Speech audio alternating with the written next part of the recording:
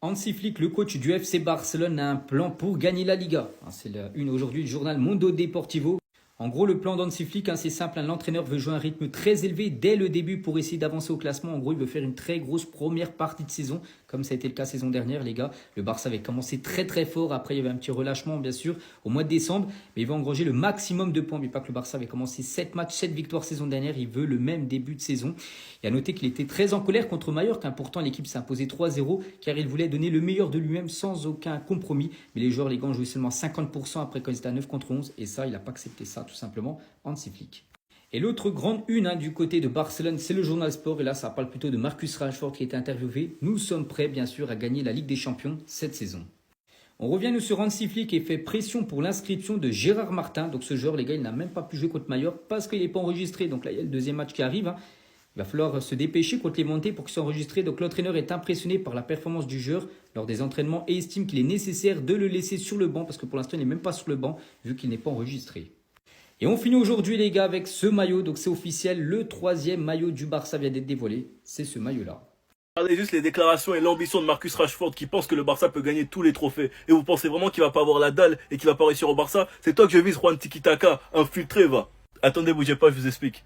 Je ne vois aucune raison de ne pas gagner tous les titres. Cette équipe est prête à gagner. L'état d'esprit et la motivation sont au beau fixe. Et je veux apporter toute mon aide. L'équipe et le staff technique ont la volonté de relever tous les défis. La principale raison pour laquelle je joue au football, c'est pour gagner. Et pour gagner, je dois être heureux, car c'est comme ça que je donne le meilleur de moi-même. Vous entendez? Voilà pourquoi il faut pas lui tomber dessus dès le premier match. Parce qu'il va juste retomber dans ses travers. C'est un joueur qui fonctionne à la confiance et l'amour, on le connaît déjà. Lamine est le ballon d'or. Lamine est-il le ballon d'or? Oui, absolument. S'il le gagne pas cette année, il le gagnera plus tard. Il est tout à fait capable de remporter le ballon d'or. Lamine Yamal n'est peut-être pas le meilleur joueur de la saison si vous voulez, mais il est le meilleur joueur du monde. En tant que personne, Lamine est un garçon de 18 ans, toujours joyeux, riant, plaisantant avec les autres. Mais moi, je préfère écouter Adil Rami, tiens. Flick est très communicatif et direct, ce qui est important, surtout avec autant de jeunes joueurs. Les instructions doivent être claires, il a une grande volonté de faire mieux que la saison dernière, et c'est pourquoi je crois que l'équipe réussira. C'est un entraîneur exceptionnel qui sait travailler avec des joueurs exceptionnels. Le cocktail explosif pour nous faire revenir Rashford à son prime. Enfin bref, sinon vous les gars, vous en pensez quoi? Ramenez sur ta patience en nuit. Côté du Real, s'il y a bien un joueur qui me préoccupe les gars, c'est Vinicius. Est-ce que Vinicius va réussir à se relever malgré tout ce qui s'est passé durant la dernière année? Alors les gars, c'est du délire. Vinicius, il y a un an, c'était lui le meilleur joueur du monde. C'est lui qui avait fait la meilleure saison. C'était lui l'un des grands favoris au Ballon d'Or. Un an plus tard, certains se demandent qu'est-ce qu'il fout dans le top 30 au Ballon d'Or. Après, mentalement, s'il a autant chuté, les gars, c'est normal. Il se fait gifler au Classico, il dit qu'il va récupérer son Ballon d'Or. Au final, c'est Rodri qui le remporte. Il explique qu'il allait en faire 10 fois plus. Au final, tout le monde se fout de sa gueule et explique qu'il en a fait 10 fois moins.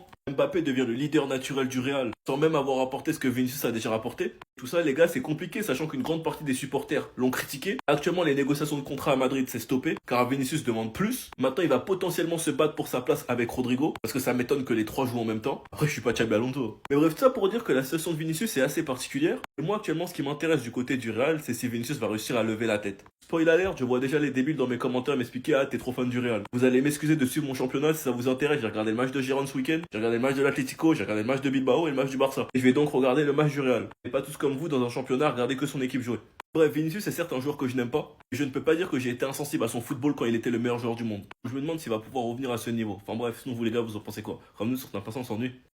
Attendez. Marcus Rashford en interview. L'état d'esprit et la motivation sont au beau fixe. Je veux apporter toute mon aide. L'équipe et le staff technique ont la volonté de relever tous les défis. La principale raison pour laquelle je joue au football, c'est pour gagner. Et pour gagner, je dois être heureux, car c'est comme ça que je donne le meilleur de moi-même. Je ne vois aucune raison pour que ce Barça ne remporte pas tous les titres. Cette déclaration, elle me fait extrêmement plaisir car ça montre à quel point il est motivé. Marcus Rashford, on le sait tous ici, mais ça fait depuis longtemps qu'il voulait être là. Depuis des mois, il avait cette envie et cette volonté d'être au Barça. Et en arrivant au Barça cet été, il a conscience qu'il est dans une équipe qui est capable d'accomplir de grandes choses. Flick, il est très communicatif et direct, ce qui est important surtout avec autant de jeunes joueurs. Les instructions doivent être claires. Il a une grande volonté de faire mieux que la saison dernière et c'est pourquoi je crois que l'équipe réussira. C'est un entraîneur exceptionnel qui sait travailler avec des joueurs exceptionnels. Concernant Hansi Flick, que dire de plus? Comme Marcus Rashford l'a dit, c'est un entraîneur exceptionnel et comme je l'ai dit également il y a quelques semaines, c'est un entraîneur qui a une manière assez spéciale de traiter les joueurs. Il arrive à trouver les bons mots pour leur parler et leur donner confiance et derrière il lui rentre sur le terrain. Samedi pour la première journée de Liga, Marcus Rashford a effectué effectué ses débuts en match officiel avec le Barça. Pour un premier match, effectivement, c'était pas exceptionnel, mais quand on analyse et qu'on regarde de plus près, il est rentré dans un contexte de match assez spécial. Mallorca avec 2 cartons rouges et le Barça qui arrête de jouer, donc s'il vous plaît, ne le jugez pas sur un match. Pour l'instant, il vient à peine d'arriver, et au fil de la saison, j'ai aucun doute sur le fait qu'il va s'imposer. Bref, en tout cas, n'hésitez pas à me donner vos avis dans les commentaires, histoire de savoir ce que vous en pensez, et moi je lirai tout ça. Barcelonais, c'est après ce que je vais vous montrer, vous avez pas la vision sur Léao numéro 9. Quittez le club en fait, parce que je peux plus rien faire pour vous, c'est lui l'élu les gars. Dès qu'on fait ton boulot, parce qu'on va te guetter comme as. Là, de haut but, Konaté il arrive, remise, et ensuite ça explose. Là, guettez la course, guettez comment ça attaque l'espace libre. Mais oui les gars. Là, ça s'appuie sur lui, appui, remise. Yamal il va se régaler les gars. Là, guettez comment ça Guélard le défenseur de Chelsea. Les gars, de haut but c'est trop fort, c'est trop puissant. Là, de haut but, contrôle poitrine, le défenseur il tombe. Là, guettez le but, c'est la finition et le déplacement d'un numéro 9 les gars. Mais il a été formé en tant que tel. Et on vous prévient, hier on a posté, we just started. Ça vient juste de commencer les gars. Il a des hacks avec Pedri parce que lui il savait déjà. Modric il reconnaît, Léao est un joueur de top niveau mondial. Les gars, cette année je vais en mission, je vais guetter les matchs de Léao numéro 9. Et au fur et à mesure, vous allez comprendre ce que je veux dire. En fait, va falloir qu'on trouve le juste milieu. Si on fait trop de salles, on va être trop cher. Si on n'en fait pas assez, vous allez pas avoir la vision. Mais vous inquiétez pas pour moi et mon boug. On va trouver le juste milieu et vous allez comprendre ce qu'on veut dire. Dites-moi vous avancez en commentaire, les gars, c'est pas vous abonner, vous êtes des bons, nous, on avance.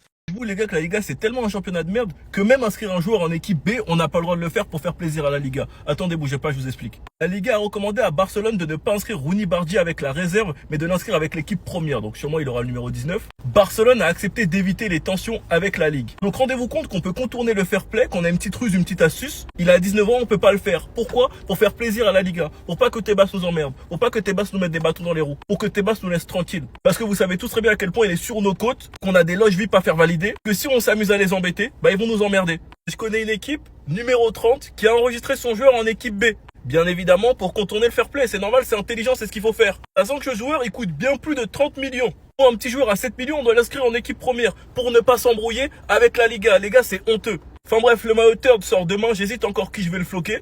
Avec le départ de Peña et Romeo, ça pourrait permettre d'enregistrer Chesney. On a questionné Xabi Alonso concernant Lamine Yamal. Pour l'instant, il a rien vu, il peut pas comprendre. On arrive au Bernabéu, on va te montrer un ouais. T'inquiète, sois patient, tu vas voir c'est quoi. Lamine Yamal, meilleur joueur du monde. Bref, sinon vous les gars, vous en pensez quoi? Revenez sur sa passé, on s'ennuie. Le nouveau gardien du FC Barcelone, Juan Garcia, se souviendra longtemps de sa première du côté du club en tant que match officiel. Tout d'abord, il a été enregistré le jour J pour jouer bien sûr cette rencontre. Il s'est déboîté l'auriculaire pendant l'échauffement. Voilà. Ensuite, il a reçu un coup violent des crampons de Muriqi en plein visage, une grosse bosse.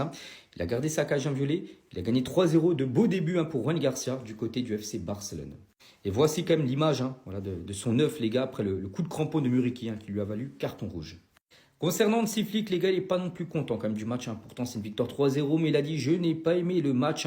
Donc Hansi Flick, malgré la victoire du Barça, s'est montré très critique envers son équipe après avoir mené 2-0 et joué à 11 contre 9. Mon équipe a été à 50%, c'est impossible. Donc là, c'est passé contre Mallorca, ça ne passera pas lors des matchs de Ligue des Champions. On va parler cette fois-ci de Lamine Yamal, déjà élu homme du match. Lamine Yamal est déjà décisif sur 2 des 3 buts du Barça. Un but, une passe D pour Lamine Yamal avec le numéro 10. Félicitations lui, ça annonce encore une grosse saison de Lamine. Et on finit les gars avec ce maillot, donc ça devrait bien être ce maillot-là qui sera porté pour les Classicos cette saison entre le Barça et le Real Madrid. Oh, le maillot banger qui est en vente dans les boutiques du magasin, c'est n'importe quoi. C'est n'importe quoi, regardez-moi ça. Waouh, waouh, waouh, waouh, waouh, waouh, waouh, waouh, waouh, waouh, waouh, waouh, waouh, waouh. Tcha, tcha. Ah, ce maillot-là, non, je dois me l'acheter. Je dois me l'acheter. Je m'en fous de ce qui arrive, les frères. Mais non, les 3 maillots, je dois les avoir. Je dois les avoir. Pour celui de Rafinha, là. Celui de Rafinha, là, mais encore plus celui de Lamine Yamal, les frères. Parce que oui, dites-vous, on dit que le maillot de Lamine Yamal, c'est déjà le maillot le plus vendu dans les boutiques du store. Même pour le 3e maillot. Non, ce maillot-là, c'est quelque chose. Ce maillot-là, c'est un banger. Il est trop fort. Il est franchement fort. Non, c'était... Oh, avec le 2e maillot, le maillot domicile, mais le maillot 3e, là, c'est... Imaginez ça dans un match de Ligue des Champions face... Non, les gars. Ne me faites pas trop rêver. Ne me faites pas trop rêver. Non, franchement, on est bien. On est trop bien, oui.